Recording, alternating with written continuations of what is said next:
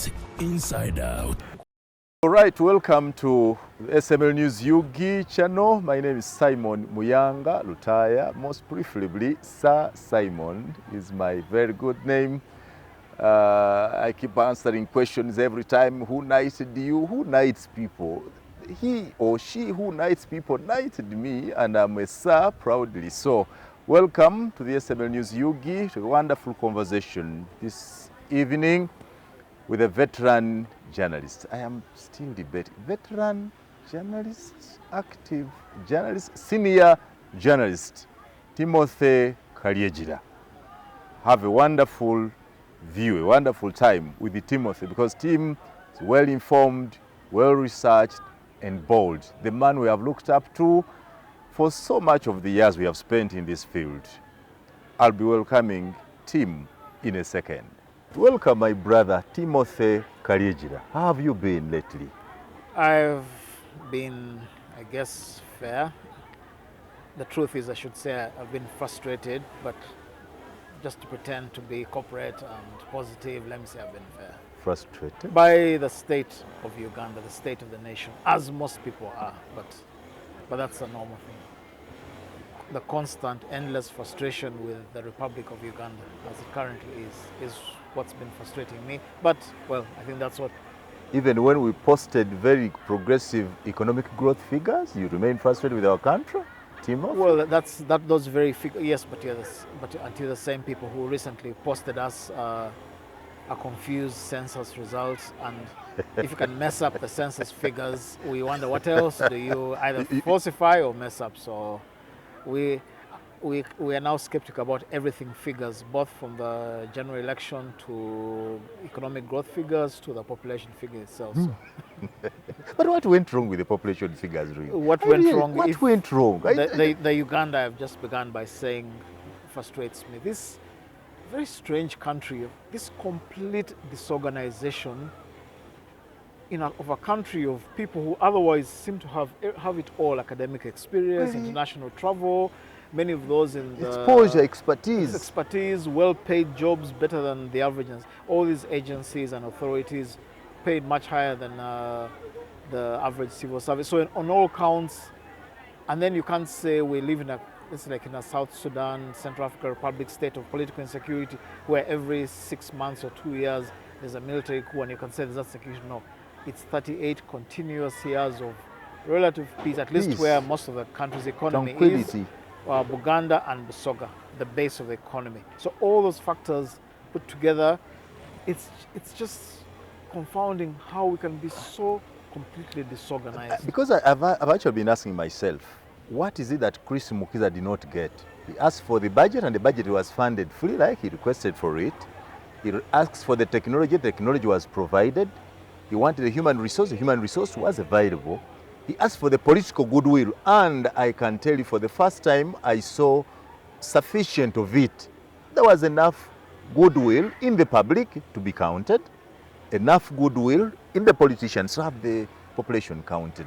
I do not know what else he required to do a perfect job. And very importantly, remember, this is not, let's say, like a disaster moment, like floods, landslides in Bali or Kasese, where you can say Texas unaware, and it's, or COVID, which took everybody by surprise, and there was that initial disorganization. A census is a 10-year exercise that gives you a whole decade of advanced planning. You see all this coming, but you still mess it up in that way. They extended, and you still messed up. That's what I'm talking about. That side of Uganda, of people who are so disorganized, lacking commitment, for reasons that no one can logically explain. That's Uganda today. And we get into the common rhetoric that the IGG will investigate. What do you expect from that investigation? So, hence my frustration. Don't expect much. The IGG, it's... Okay, as you now know, Uganda, the fact of almost everybody having a title and an office and being powerless. The power in Uganda, as most of us know, is in the hands of, actually a number of people that you might count on just one hand. The rest are just filling space, whether it's MPs or you might say the judiciary, the parastatal agencies, the security services, it's all just going through the motions. So that's the state we've got into. And so this is all the confusion that you see. Parish model, but anyway, that's not our Let's main get topic. into the hard issues that are prevailing. One of them being the new stance at the Uganda Law Society by the new US president, Isaac Ssemakadde. What do you take of him? Well, that's goes straight into what we've just been discussing. There is this state that Uganda has gotten to, as I say, where it's peacetime. It's not like there's war or there's rebellion or there's a natural disaster, where the country is just slowly collapsing into a state of structural incompetence and decadence. So inevitably, there will rise people, as happens throughout history, to respond to that. There was some Protestants might say Martin Luther was the result of some of that stagnation and decadence in the Catholic Church in the 16th century.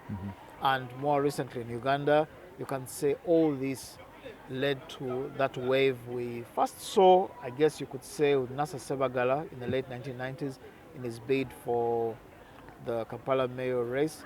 And after like 12 years of that NRM of degrees of peace, degrees, relative stability, and relative economic growth, but on the back of this disorganization and waste, there rose Ssemakadde, and 2 years later, he's followed by Kizza Besigye. And since then, Uganda has been this state of, we're not a failed state, we're not Somalia, we're not Afghanistan, we're not Eastern Congo, but we are not a normal country. We are not Mauritius. We are not, I don't know, we're not Singapore. We're not the Seychelles.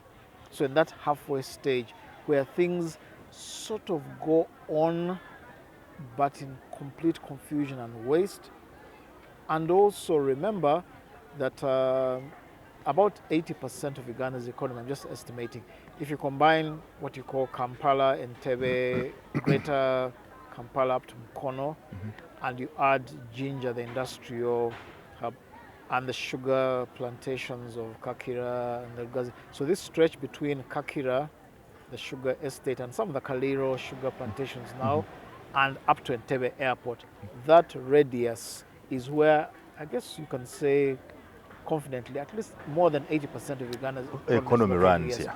But in that same place of Uganda's economy is where you find now it's also more urbanized. There are more urban people, and because it's more the cash and urban economy, then you run into this situation where everything costs money. So there's a whole large population of young people who are frustrated because everything from chewing gum to land to cars to school fees to medicine costs money. And so there's no surprise that in this same geographical region I've explained, from Kaliro to the end of Entebbe Airport, the hub of it, the airport, is where most of this disgruntlement is developing. So that leads to the current situation. So now protest, reform agenda, PAFO, after Ssemakadde rising up, and his incoherent English, he turns into an asset, and he starts speaking for these people whom, from his point of view, have been neglected, the ordinary, the border chapati people and such. And from then onward, we begin to see this surge in Uganda that has continued ever since, over the last 26 years. This idea of there are few people work in air-conditioned offices, have nice cars, nice jobs, living a comfortable life even by Europe's standards, but on the back of land grabbing, and on the back of a whole underclass of Ugandans who can't afford these properties anymore, who have been relegated to the slums or the fringes of the economy. And that's where we fast forward to people power, and then the rise of NUP. And so now at a more intellectual level, there arises the Isaac Ssemakadde kind. The reason Ssemakadde's rise is instructive and curious is that one could explain away the rise of people power as a case of, well, that's the majority, the riffraff, the school dropouts, the border people, the fire-based crew types, those, that palazzo-ish kind of They look like they haven't bed for 6 months. You know, it's the dress code of Ugandan musicians, but that doesn't represent the serious people. They are disgruntled, no surprise. When a lawyer like Ssemakadde, and if you know Ssemakadde, dreadlocks, army boots, he's that angry tone of his, that confrontational tone. Even when he's talking to his own supporters, there's that militant side to him. He then is elected by a landslide of the Uganda Law Society. Now, lawyers in every country, yes, lawyers in every country occupy the top 0.01% of the population. Every lawyer, everybody who's gone past Law Development Center, they might have different weaknesses, different layers of competence and prestige and authority, but lawyers are not ordinary people. They are well read, and the work they do requires constant reading, reference in the Constitution. So they are not like those who do degrees at university, drop them and then go into what you call the field. The very daily work of a lawyer is to consult documents, refer to authority figures and laws and precedents and all that. So lawyers are really high caliber people. It tells you a lot. And also, lawyers on average are, in income terms, much higher than above average. As a group, yes, as an industry, as a sector, much higher than average. When average. Lawyers elect somebody who not only is confronting the political system in Uganda, but is also antagonistic toward the very legal profession itself, from dress code to a lot of the laws Social and assumptions, and his appearance. very appearance, the very antithesis of a lawyer. Lawyers are all about appearance and everything. It's not just your knowledge, but you must be seen to dress a certain way. You must address the magistrate, my lord, speak in a courteous way, where appearance is as much substance as what you say in court. Yes. When that group of people are driven to a point of electing Ssemakadde by 69.5%, nearly 70, which in any exam in the world, 70% is always an A. It's the D1. Makes you wonder, what would it have been like if Ugandans had been given a choice to vote the president of Uganda Law Society in a general national election? If lawyers, with all that elite one of the status, most historical ones. we might have been I'm talking. not imagining that. What was Bobi Wine's victory in the Chadondo by-election? It was a landslide. It was around 75, something. Yes. 79. If Ssemakadde, that Ssemakadde, were to have, if that election of the ULS had been like a national election, national one, we would be talking of like a 96%. No, because I remember Boda guy taking me to town and telling me, Ssemakadde ajja bakuba, Ssemakadde agenda basobola. And I'm like, how does this man want to relate to Ssemakadde in the first place? And on their stages of discussing this. And also, like I wrote in the Day Monitor in early October after that election, I said this was arguably the most significant election in Uganda since the 2021 election. True. By-elections, yes, come and go, but this one was one, for some reason, the public, including was the ordinary, including, as you say, the border people were very interested, because this was a special barometer. If you say it is we, the school dropouts, who are behind the noops and all that there, but voices of reason are more, maybe ANT and let's say NRM, let's see what the lawyers themselves say. And my argument was, in 60s, 70s, 80s, Makerere University was always considered like a barometer for understanding Uganda's political temperature and the general direction. I remember the times of the Noble Mayombos when I was also growing up as a young even man. Before, yes. Some of those university debates that you people have killed, they are no longer taking place. They used to form. In the days of Laura Tuno's Guild, President 1972, the Ruhakana Rugundas, Makerere was a prestigious place. That's why we got the Maos. The Nobel Maos are a product of it. The Dongao Toza. Exactly. Actually, even the lawyer to Jacob Olanya. Exactly. Students. Where Makerere voted, how Makerere voted, was seen as a reflection of the country. So I think now the Uganda Law Society is even more occupied that space, yes, and somehow. even more justifiably elite. Like I said, lawyers are end to end. They're all in the top. They are intellectuals. Their work's intellectual. Income-wise, they are the elite. So that tells you that vote for Ssemakadde. If I were the government, I'll sit down and say Uganda is now, I think, in a state that's approaching what you see in Kenya, where the Kibera slum people, the ordinary people, merge with the top elite, what we saw in the Arab Spring, where there's no more case of the elite are comfortable, complacent, playing their music and playing their golf, and then these others are struggling and suffering. No, it's now a fusion, and that tells you a lot. What does Ssemakadde bring to the, say, first of all, to the politics? I'm glad you began by the politics rather than say what does he bring to the Ghana Law Society. Because if you know Ssemakadde, if you see his statements, if you see him on TV and all this, and he banging his tables, what he brings to politics is what he's used the Ghana Law Society as a vehicle into. The general summary is Ssemakadde, if I understand him right, has not come in to be just another official in just another Comfortable sort of like guild, professional guild. He's not just another Rotary president or something who is just dealing with subscription, members' welfare, and you know, vote and any other business. He's using it as a launch pad to say, people, something's fundamentally wrong with the current state of Uganda, of which the laws themselves are a problem. So his argument is what the Rastafarians say, this is the Babylon system. The entire system is rigged against us, whichever way you look at it. And the longer President Museveni goes on in power, a point which Matthias Mpuga made September 30th in an interview at KFM, his argument, which was a really crucial, and the bad thing, it wasn't much caught the media. The longer President Museveni continues in power, the more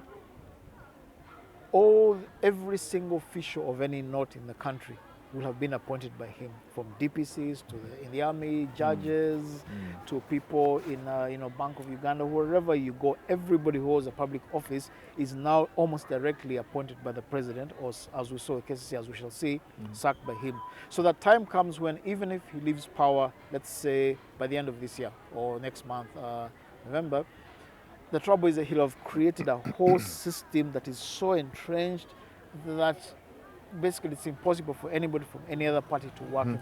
We're now almost in a state, but the Palestinians feel about Israel. You're building all these houses in what is disputed West Bank, Gaza land, that even if you finally agree to have a Palestinian state, there's no place for the Palestinians to go. And that's another feeling that's beginning to become very strongly felt, especially in Buganda. It is not just a case of overstaying power. These particular people who run the country seem to have this love of farm and ranches and land and all this. So in other words, many Baganda, which is what I explained on Facebook in November 2020, when I was trying to explain to Nana Baganda why people power was so strong in Buganda, I say land is of the essence in Buganda. True. So where Baganda turning, they begin to see square miles. We're not talking about plots of land now, we're talking of square miles of land owned by individual generals or people close to the Museveni family or the government and whatnot. Meaning that every 6 months, every 3 months that go by, all this land is being bought up. And okay, they can argue and say, yes, but it's willing, bought willing the soul. Yes, but it's not really, it's willing, but it's not on equal terms.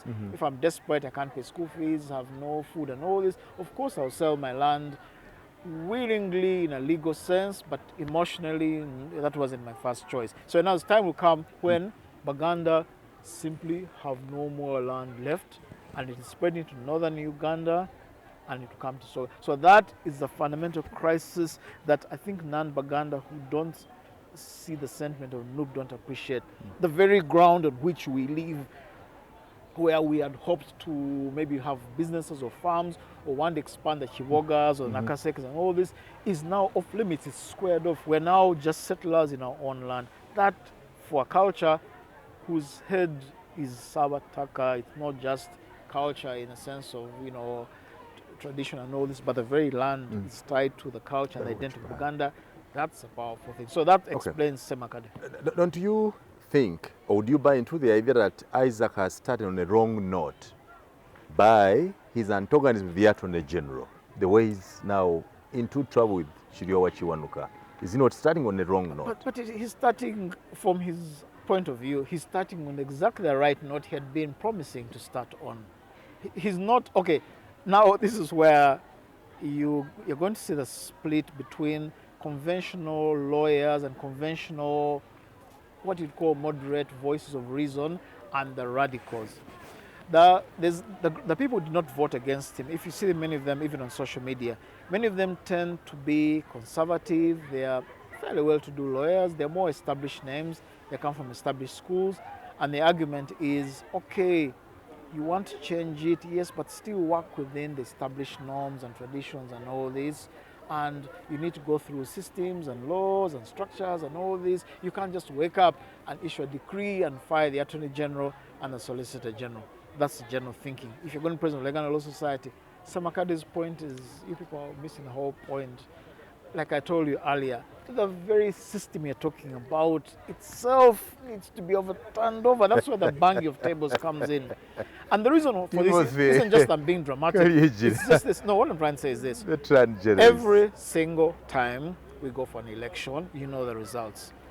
There's rigging as acknowledged by the courts themselves, not just by the losing opposition parties. They go through a petition, evidence is brought to the court.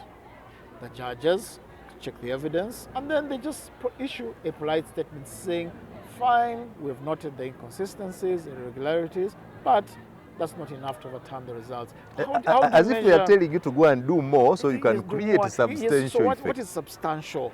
If you acknowledge an election is either free and fair or not, how do you begin? It's not enough to overturn. How do you compute motive? How do you compute substantial? That if the army and the police were deployed in a place and the whole place was cordoned off, and the sight of the army, especially in the rural areas, maybe not in Kampala, but in those rural areas, the sight of the army really scares people. How do you quantify the many people who, one, did not turn up to vote just out of fear, yes. of the army, or had this perception, in the way villagers tend to be superstitious or fearful, that somehow their vote is individually traced back to them.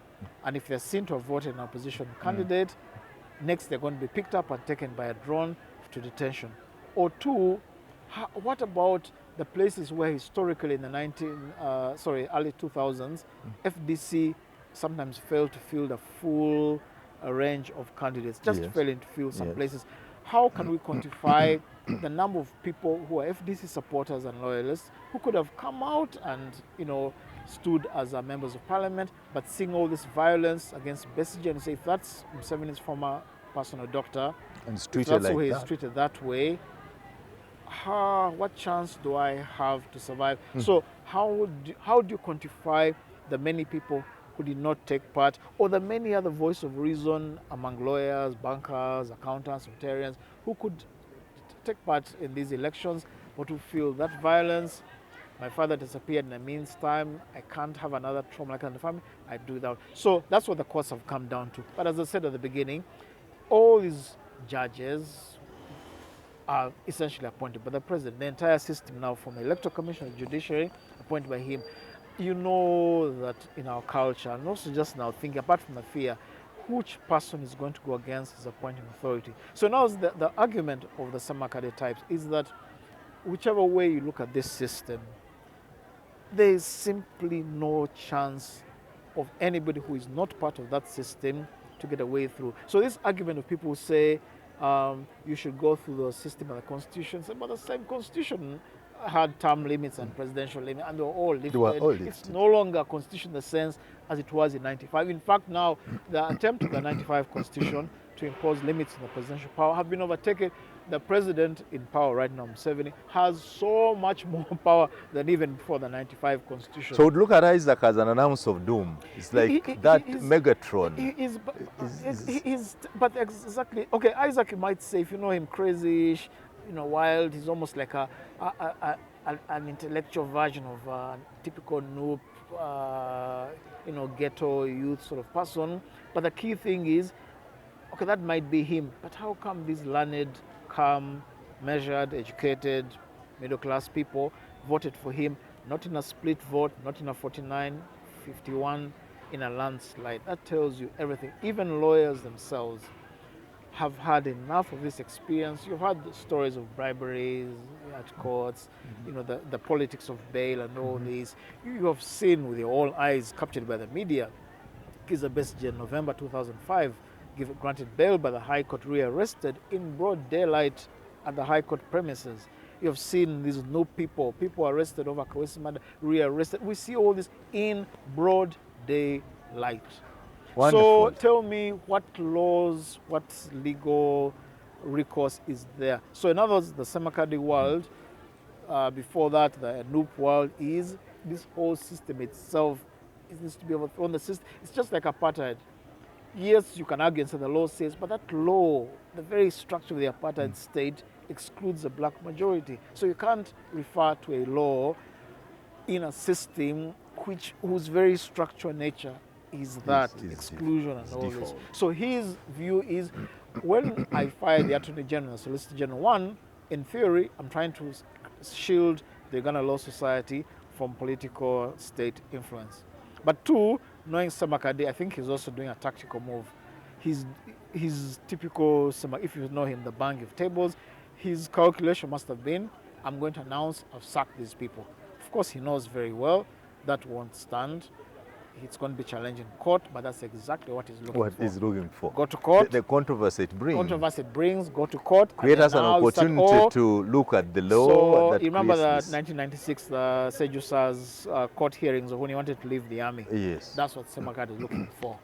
Daily, weekly, monthly, for about 3, 4, 5 months. We're going on and on and on. Debates are being held. Because all that he wants the public to consume. All that, and it being Ssemakadde, please don't expect Ssemakadde to sit in court and just say, my lord, ABC. It being Ssemakadde, if they will need to, I think, have him like, because Ssemakadde is the kind, of course he's going to bang the tables in the court that day, which will make news and all this. So in other words, you have a whole Nyanzi in the making, and Ssemakadde is eloquent, buddies, he's eloquent, he's knowledgeable, so he'll do the crazy things, but make the logical argument. All these law societies of Kenya, Nigeria, South Africa are going to start coming. It's going to become a whole circus in the court, which is precisely what Ssemakadde is looking for, to start a national debate on Uganda. Alright, kale, njagala kwebaza olw'okubeera naffe. Bwetyo bwe tumaliza ekitundu ekisooka ekya episode ne Timothy Kalyegira. You know, Tim is one of those very informed and composed journalists. We'll keep having him every week with different information on different topics in public discourse, what informs it, and where we want to go. Kale, let's close that for now. We meet next with Timothy Kalyegira in our next episode.